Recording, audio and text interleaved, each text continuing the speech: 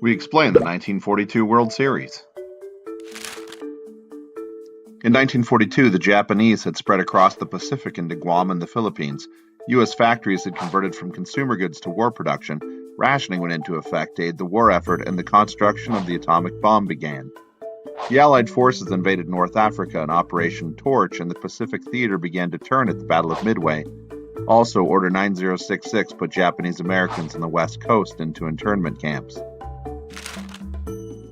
Voice of America went on the air, Bambi and Casablanca were on movie screens, White Christmas was the #1 song, and Duct Tape changed our lives.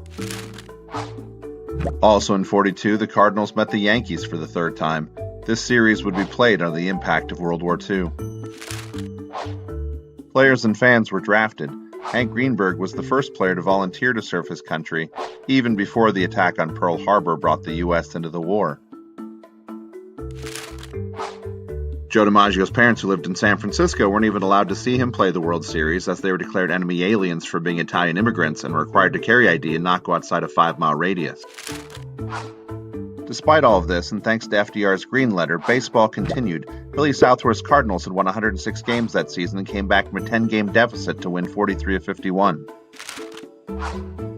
Joe McCarthy's 103-game winning Bronx Bombers were on their 13th pennant and the returning champs.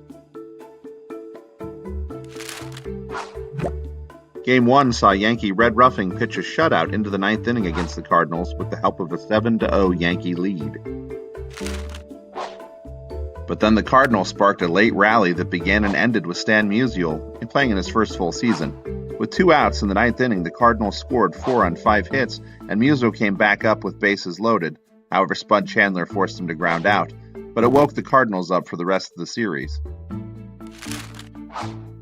The next 4 games belonged to the Cardinals. Game 2 pitcher and 21-game winner Johnny Beasley won despite an early run by Joe DiMaggio and 2 home runs by Charlie Keller, thanks to the hitting and fielding of Enos Slaughter and Musial.